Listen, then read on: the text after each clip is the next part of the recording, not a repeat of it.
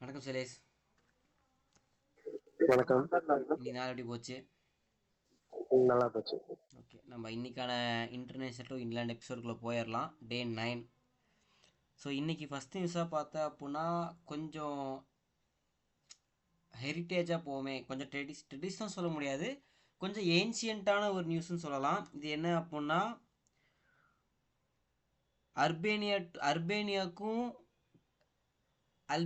அல்பேனியாவுக்கும் கிரீஸுக்கும் நடுவில் அந்த ரெண்டு நாட்டோட பார்டரில் பார்த்தீங்கன்னா சல்ஃபர் கேவுன்னு சொல்லி ஒரு குகை இருக்குது. அந்த குகையில் 106 மீட்டர் பரப்பளவில் பார்த்தீங்கன்னா ஸ்பைடர் வந்து கூடு கட்டியிருக்கு. The world largest spider web அப்படின்னு சொல்லி அதை நேம் பண்ணியிருக்காங்க. ரெண்டு, அதாவது ஒன்னோட ஒன்று சேர்ந்து வாழாதுன்னு சொல்லக்கூடிய ரெண்டு ரைவலரி, அதுக்கும் இதுக்கும் தான் போட்டியே. இந்த ரெண்டு ஸ்பைடர் ஸ்பீசிஸ்க்கு தான் போட்டியேன்னு சொல்லக்கூடிய அளவுக்கு போட்டி போடும் தன்மை கொண்ட ரெண்டு ஸ்பைடர் இனம் ஒரே இடத்துல வாழ்ந்துக்கிட்டு இருக்கு, ஒரே ஈகோ சிஸ்டத்துக்குள்ளார அப்படின்றதான் இதில் ஹைலைட்டான விஷயம். ஸோ ஒரு இனம் மட்டும் அவ்வளோ பெரிய கூடு கட்டியிருக்குன்றது ஒரு கதை. ஆனால் ரெண்டு ஸ்பீசிஸ் ஆஃப் ஸ்பைடர்ஸ் சேர்ந்து அவ்வளோ பெரிய கூட்டில் வாழ்ந்துக்கிட்டு இருக்கு அப்படின்றதான் கிட்டத்தட்ட 1,10,000 1,11,000த்துக்கும் மேற்பட்ட ஸ்பைடர்ஸ் இருக்கான். ஸோ எப்படி இதை வந்து கேல்குலேட் பண்ணாங்கன்னு தெரில, பட் 1,10,000த்துக்கும் 11,000த்துக்கும் மேலே ஸ்பைடர்ஸ் அங்கே இருக்குது அப்படின்னு சொல்லி ரிவீல் பண்ணியிருக்காங்க. அடுத்து என்ன அப்படின்னா ரஷ்யா வந்து என்ன பண்ணியிருக்காங்க அப்படின்னா ஒரு ஜெட்டு ஒன்று ஜெட்டில் ஒரு சூப்பர் ஜெட்டு ரெடி பண்ணியிருக்காங்க. என்னன்னா இதில் என்ன சூப்பர் ஜெட்டுன்னு சொல்கிற அளவுக்கு என்ன சிறப்பம்சம் இருக்குது அப்படின்னு பார்த்தா, இது வந்து மலையிலையும் பறக்கக்கூடிய கெப்பாசிட்டி கொண்டது. இதோட இன்ஜின்ஸ் வந்து ஃபெயிலியர் ஆகாது. மோஸ்ட்லி ஃப்ளைட்ஸ் எல்லாம் பார்த்தீங்கன்னா வெதர் மோசமாக இருக்குன்னா லேண்ட் பண்ணிடுவாங்க. ஏன்னா அந்த இன்ஜின்ஸ் பார்த்தீங்கன்னா மலையில் புயலில் தாங்கி ரன் ஆகிற அளவுக்கான கெப்பாசிட்டி இருக்காது. ஆனால் இந்த ரஷ்யாவோட சூப்பர் ஜெட் அப்படின்னு சொல்லக்கூடிய இது வந்து பார்த்தீங்கன்னா வெதர் டெஸ்ட் பண்ணியிருக்காங்க. வாட்டர் இன்ஜெக்ஷன் டெஸ்ட் அப்படின்னு சொல்கிறாங்க. இதில் சக்ஸஸ்ஃபுல்லாக முடிஞ்சிருக்கு இந்த டெஸ்ட் வந்து. ஓகே, அப்படி பார்த்தாலும் சொல்லுங்க. ஓகே, மழையெல்லாம் தாங்கிடும். சரி, இடி இடிச்சதுன்னா அப்ப என்ன ஆகும்? இல்லை, அதாவது இப்போ இருக்க ஏரோப்ளைன்ஸே இடி இடித்தாலும் தாங்கும். ஆனால் தண்ணி இன்ஜின்ஸ்குள்ளே போயிட்டால் தான், அந்த டர்பைன்குள்ளார நிறையா தண்ணி போகிறப்ப தான் சமாளிக்க முடியலன்ற மாதிரி க்ரைட்டீரியா இருக்குது. ஸோ இது வெதர் அந்த மழை காலத்துலேயும் மலையிலேயே ட்ராவல் பண்ணக்கூடிய கெப்பாசிட்டி இருக்குது, அதை வந்து வித்ஸ்டாண்ட் பண்ணுது அப்படின்னா இதுக்கு வந்து சூப்பர் ஜெட். அதுவும் முழுக்க முழுக்க ரஷ்யாலேயே மேனுஃபேக்சர் பண்ணப்படுது. ரஷ்யாவில் உருவாக்கப்பட்ட பொருளை வச்சே எல்லா காம்போனன்ட்ஸும் ரஷ்யாவில் மேனுஃபேக்சர் பண்ணியிருக்கு.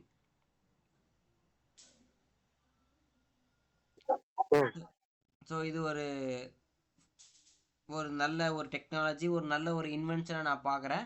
அடுத்து என்ன அப்படின்னா சைனா வந்து பார்த்தீங்கன்னா தன்னோட இராணுவ படையில் கடற்படையில் தன்னோட கடற்படையில் பார்த்தீங்கன்னா 3வது ஏர்கிராஃப்ட் கேரியரை இன்னைக்கு கமிஷன்டு பண்ணியிருக்காங்க.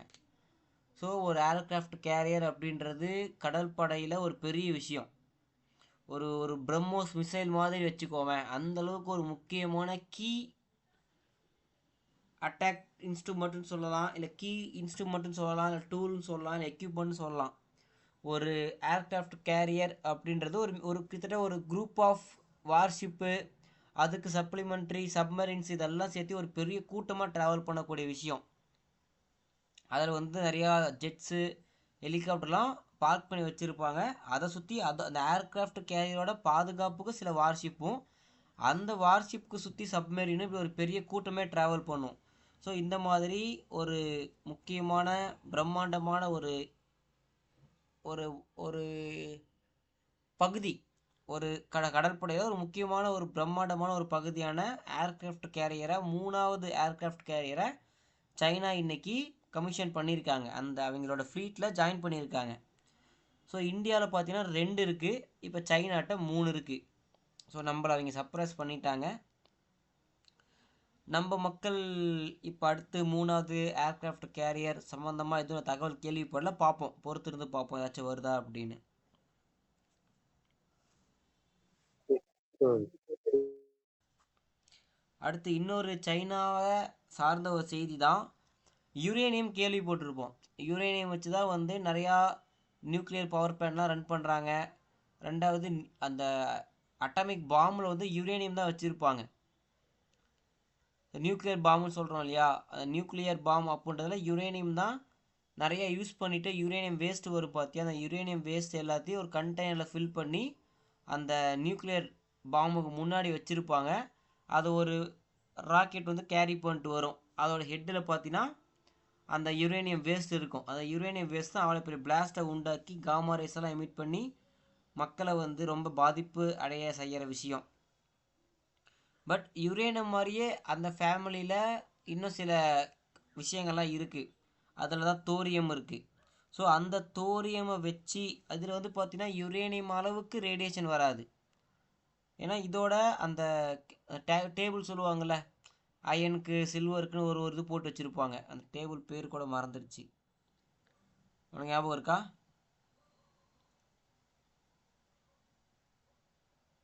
இல்ல எனக்கு டக்குன்னு ஞாபகம் வரல. Periodic table. ஆமா. ஸோ பீரியாடிக் டேபிளில் அந்த புளுட்டோனியம், தோரியம், அப்புறம் மோனோசைட் சாண்ட் அப்படின்ற மாதிரிலாம் சில விஷயங்கள் அடிக்கிட்டே வருவாங்க. இதெல்லாம் ஒரு கேட்டகிரி. இதில் அந்த ரேடியேஷனை எமிட் பண்ணுறதுக்கான குவாலிட்டிஸ் கம்மியாக இருக்கும். அதனால் வந்து இந்த புளுட்டோனியம், தோரியம் எல்லாம் வந்து பார்த்தீங்கன்னா கொஞ்சம் யுரேனியம் அளவுக்கு டேஞ்சரஸ் அப்படின்ற அளவு சொல்கிறதுக்கு இல்லை. ஸோ அந்த மாதிரி தோரியமை வச்சு ஒரு கார்கோ ஷிப் கிட்டத்தட்ட ஒரு 30,000 கண்டெய்னர்ஸை கேரி பண்ணிட்டு போகிற மாதிரியான ஒரு கார்கோ ஷிப்பை தோரியம் பவரில் சைனா பில்ட் பண்ணியிருக்காங்க. நமக்கு உலகப்போர் நடந்த காலகட்டத்தில் யுரேனியம் வந்து இந்தியாவுக்கு யாரும் தர ரெடியாக இல்லை. ஸோ நம்ம என்ன பண்ணோம், புளுட்டோனியத்தை வச்சு நம்ம அந்த வேலையை பார்த்துக்கிட்டோம். நியூக்ளியர் டெஸ்ட்டை வந்து புளுட்டோனியம் வச்சு பண்ணி முடித்தோம், யாரும் யுரேனியம் தராததுனால. ஸோ இப்போ இவங்க சைனா வந்து தோரியமை வச்சு தோரியம்லேருந்து எலக்ட்ரிசிட்டி ஜென்ரேட் பண்ணி அதை ஆட்டமை பிரித்து சேர்த்தது மூலிமா க்ரியேட் ஆகிற எனர்ஜியை வச்சு தண்ணியை ஸ்டீம் பண்ணி அதை வச்சு டர்பைனை மூவ் பண்ண வச்சு இன்ஜின் ரன் பண்ணுறாங்கன்னு நினைக்கிறேன். பட் வாட் எவர், அங்கே யுரேனியம் பதிலாக தோரியம் யூஸ் பண்ணுறாங்க. இது ஒரு புதிய இன்வென்ஷன் தான். உலகத்திலே first thorium powered cargo ship இதுதான். அடுத்து போகலாம். அடுத்து என்ன அப்படின்னா, ரஷ்யாவிலேருந்து சில வந்து அந்த எப்படி சொல்கிறது, டிஃபென்ஸ் செக்டர் சம்மந்தமான எக்ஸ்பர்ட்ஸ் இருப்பாங்க இல்லையா, சயின்டிஸ்ட் இருப்பாங்க இல்லையா, அவங்க வந்து நம்ம ஹால் கம்பெனி, அதாவது ஹிந்துஸ்தான் ஏரோநாட்டிக்கல் லிமிடெட் கம்பெனியை வந்து பார்த்துட்டு அங்கே வந்து இன்ஸ்பெக்ஷன்லாம் பார்த்துருக்காங்க. எப்படி கம்பெனி இருக்குது, என்ன பண்ணலாம், அடுத்த மூமெண்ட் என்ன அப்படின்னு அடுத்தடுத்து நிறைய அக்ரிமெண்ட் சைன் பண்ணுறதுனால அந்த கம்பெனியோட இன்ஃப்ராஸ்ட்ரக்சரை பார்க்குறதுக்கு வந்திருக்காங்க. அதை பார்த்ததில் அந்த ரஷ்யன் எக்ஸ்பர்ட் சொல்லியிருக்காங்க, Hindustan aeronautical limited company Su-57 stealth fighter ஜெட்டை இந்தியாவிலே மேனுஃபேக்சர் பண்ணுறதுக்கான 50% கேப்பபிலிட்டியை வச்சுருக்காங்க அப்படின்னு சொல்லியிருக்காங்க. ஸோ வந்து இதுக்கான முழுசான உதிரி பாகங்கள் நம்மக்கிட்ட இல்லை. ஆனால் எந்த அளவுக்கு இருக்குது அப்படின்ற தகவல் தெரியாமல் இருந்துச்சு. நம்ம நேற்று பார்த்தோம், இந்த ஸ்டெல்த் ஃபைட்டர் ஜெட்டை இந்தியாவிலே மேனுஃபேக்சர் பண்ணுறதா இருக்காங்க அப்படின்னு. ஸோ அதை மேனுஃபேக்சர் பண்ணுறதுக்கான 50% திறன் வந்து நம்ம இந்தியாவில் இருக்க ஒரு கம்பெனிக்கிட்ட இருக்குது. ஸோ வி கேன் மேனுஃபேக்சர் சூன் அப்படின்னு சொல்லலாம்.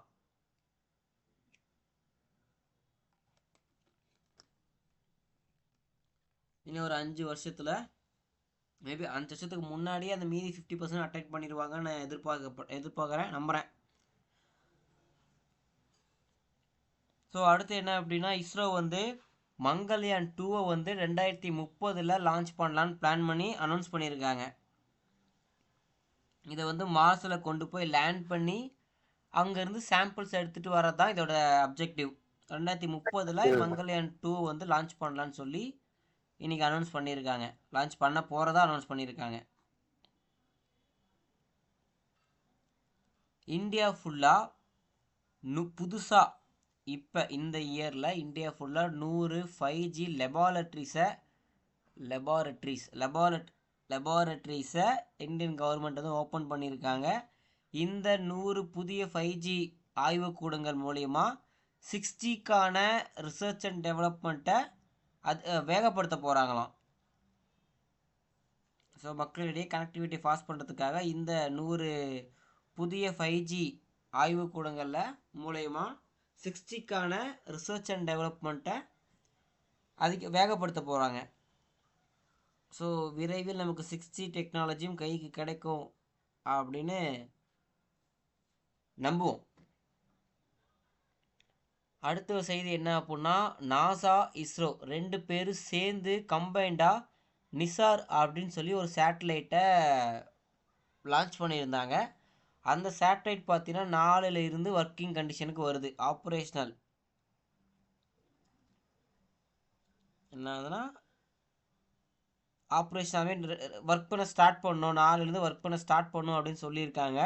இதோட அப்ஜெக்டிவ் என்ன அப்படின்னா, நிலத்தையும் அப்புறம் அண்டார்டிகாவில் ஐஸ் எல்லாம் இருக்கு இல்லையா, இதை பற்றின மானிட்டரிங்கும் ஸ்டடீஸும் பண்ணுறதுக்கும், அது இல்லாமல் ஈகோசிஸ்டத்தில் என்னென்ன மாறுபாடுகள் ஏற்படுது அப்படின்றத படிக்கிறதுக்கு ரொம்ப ஹெல்ப்ஃபுல்லாக இருக்கும். With 3D accuracy. இது சும்மா ஒரு மாதிரி 2Dயில் காட்டாது.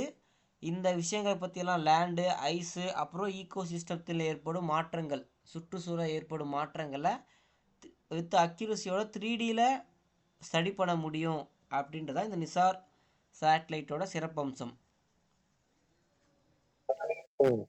அடுத்து என்ன அப்படின்னா, MMRDA அப்படின்னு ஒரு டிபார்ட்மெண்ட் மும்பையில். ஸோ இவங்க வந்து என்ன பண்ணுறாங்க அப்படின்னா 70 கிலோமீட்டருக்கு அண்டர் கிரவுண்ட் டனல் ஒன்று பில்ட் பண்ண போகிறாங்க. ஸோ இதை 3 ஃபேஸாக பண்ண போகிறாங்க. ஒரு இந்தியாவில் ஒரு மிகப்பெரிய அண்டர் கிரவுண்ட் டனலாக இதுவும் one of the under ground டனலாக இதுவும் இருக்கும் ஓப்பனிங் அப்போ. ஸோ இது ஒரு தகவல். சுப்ரீம் கோர்ட் வந்து புதுசாக ஒரு ஆர்டர் ஜட்ஜ்மெண்ட் பாஸ் பண்ணியிருக்காங்க. எதை பற்றி அப்படின்னா, இந்த தெருநாய்கள் தொல்லை தாங்க முடியலன்னு சொல்லி சென்னையில் நிறைய வந்து குழந்தைகள் தெருநாயால் கடிக்கப்பட்டு பாதிக்கப்படுறாங்க. இந்தியா ஃபுல்லாகவே இந்த மாதிரி தெருநாய்களால் மக்கள் பாதிக்கப்படுறாங்கன்னு ஒரு குரூப்பும், தெருநாய்கள் வீதியில் இருக்கிறதுனால உங்களுக்கு என்ன பிரச்சனை அப்படின்னு அதை அகெயின்ஸ்டாக ஒரு குரூப்பும் ரொம்ப நாளாக அந்த இஷ்யூ போயிட்டுருக்கு.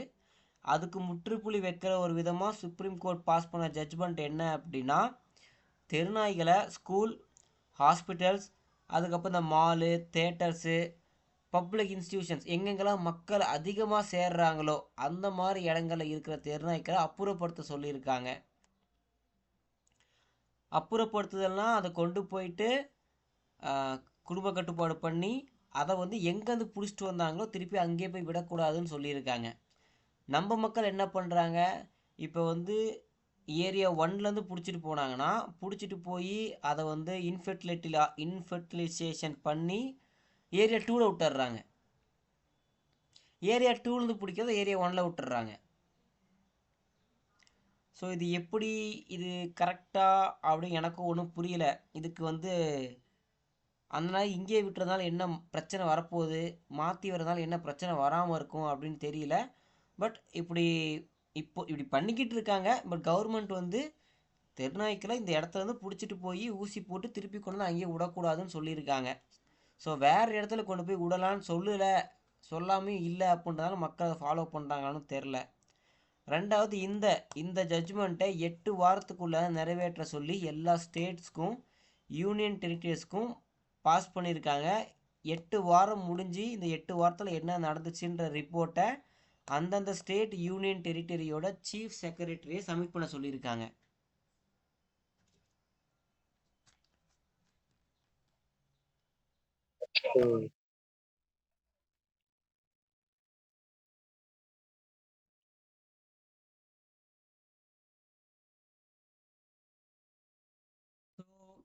இப்போ வந்து நம்மளோட ஈகோசிஸ்டத்தில் பார்த்தா அப்படின்னா நிறையா டேமேஜஸ் ஏற்பட்டதுனால சில விலங்கினங்கள் வந்து அழிகிற தருவாய்க்கு போயிடுச்சு, சில விஷயங்கள் அழிஞ்சிருச்சு இந்த 20th செஞ்சுரியில். அப்படி ரொம்ப பாப்புலேஷன் கம்மியான ஒரு மேமல் தான் சீத்தா. ஸோ இப்போ அதை வந்து திருப்பி அதிகப்படுத்தும், அதோட இனத்தை வந்து பெருக்கணும் அப்படின்ற ஒரு எய்மோட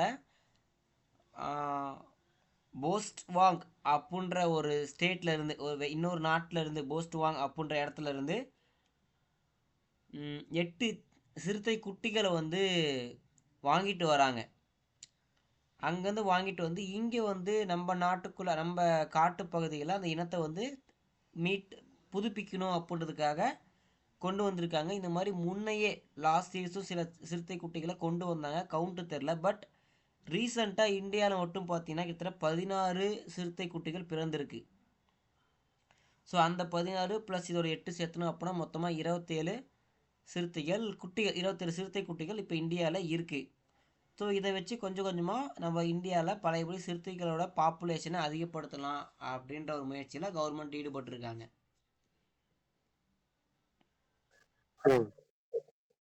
ஸோ அடுத்து பார்த்தா அப்படின்னா ஸ்டேட் பேங்க் ஆஃப் இந்தியா வந்து $100 பில்லியன் மதிப்பு கொண்ட ஒரு கம்பெனியை உருவாகியிருக்கு. அதோட கம்பெனியோட சொத்து மதிப்பு மொத்தமாக சேர்த்து $100 பில்லியன் கேபிட்டலைசேஷன் அட்டைன் பண்ணியிருக்காங்க. ஸோ ஸ்டேட் பேங்க் ஆஃப் இந்தியாவுக்கு ஒரு வாழ்த்துக்களை சொல்லிக்கலாம். இந்தியாஸ் எனர்ஜி எஃபிஷியன்சி சர்வீஸ் அப்படின்ற ஒரு டிபார்ட்மெண்ட், IEES அப்படின்ற ஒரு டிபார்ட்மெண்ட் பார்த்தா அப்படின்னா இந்தியாவோட லார்ஜஸ்ட் ஜியோ தெர்மல் எனர்ஜி ப்ராஜெக்டை ஆந்திர பிரதேசில் இருக்க அரக்கு வேலியில் லான்ச் பண்ணலாம் அப்படின்னு முடிவு பண்ணியிருக்காங்க. ஸோ இந்தியாவில் வந்து பார்த்தீங்கன்னா கிட்டத்தட்ட 500 மெகாவாட் 500 மெகா ஜிகா பெருசா மெகா பெருசா ஜிகாவாட் தான். 500 ஜிகாவாட் ஆஃப் எலக்ட்ரிசிட்டியை ரினியூவபிள் எனர்ஜி மூலயமா விண்ட்மில், அப்புறம் ஹைட்ரோ எலக்ட்ரிசிட்டி, அப்புறம் சோலார், அப்புறம் இந்த மாதிரி ஜியோ தெர்மல், இந்த மாதிரி புதுப்பிக்கக்கூடிய ரினியூவபிள் சோர்ஸ் மூலயமா க்ரியேட் பண்ணணும் அப்படின்றத இந்தியா வந்து ஒரு கோலாக எடுத்திருக்காங்க இந்தியன் கவர்மெண்ட். அந்த கோலை அச்சீவ் பண்ணுறதுக்கு ஒன் ஆஃப் தி டேர்மாக இந்த அரக்கு வேலியில், ஆந்திர பிரதேசில் இருக்க அரக்கு வேலியில் ஜியோ தெர்மல் பிளான்ட்டை பில்ட் பண்ண போகிறாங்க இந்த IEES லிமிடெட். அடுத்து பார்த்தா அப்படின்னா சைனாக்கு சம்மந்தப்பட்ட சேட்டலைட்ஸை யூஸ் பண்ணி எந்தெந்த மீடியாஸ் எல்லாம் அவங்களோட சேனலை அல்லது ப்ரோக்ராமை டெலிகாஸ்ட் பண்ணுறாங்களோ அதை வந்து கவர்மெண்ட் வந்து ரெஸ்ட்ரிக்ட் பண்ணியிருக்காங்க. சைனா கூட சைனாக்கு லிங்க் இருக்கிற சேட்டலைட்ஸை யூஸ் பண்ணாதீங்க. மார்ச் 26க்குள்ளார இந்தியன் பேஸ்டு சேட்டலைட்ஸ் அல்லது அனதர் ஃபாரின் ட்ரஸ்டட் சேட்டலைட்ஸை ரெஃபர் பண்ணிக்கோங்க. பட் சைனா லிங்க்டு சேட்டலைட்ஸை யூஸ் பண்ணுறதுக்கு கவர்மெண்ட் ரெஸ்ட்ரிக்ஷன்ஸ் போட்டிருக்காங்க. மார்ச் 26 வரையும் டைம் கொடுத்துருக்காங்க.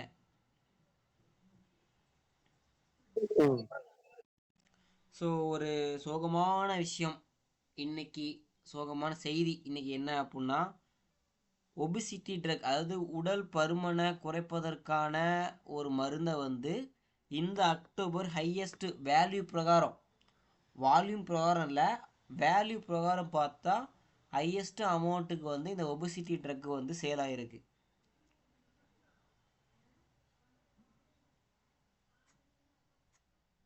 இதுல என்ன தெரியுது, மக்கள் அதிகமா தின்னு பெருத்துக்கிட்டு இருக்காங்கன்னு தெரியுது.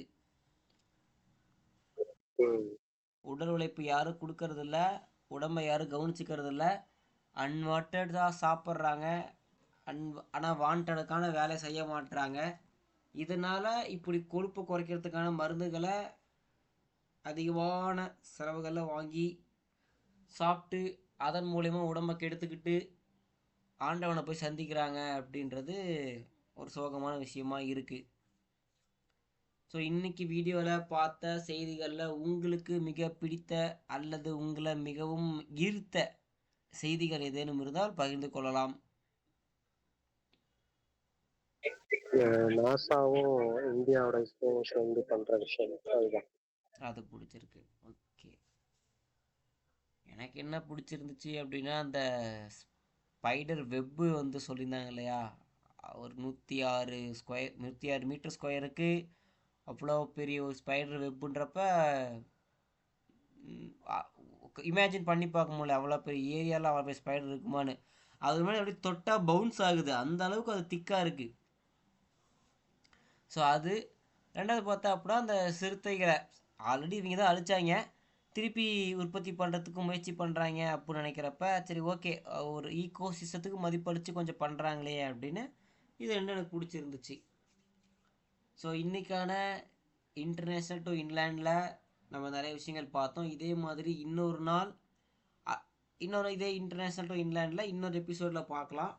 அதுவரை விடைபெறுகிறேன். நன்றி, வணக்கம்.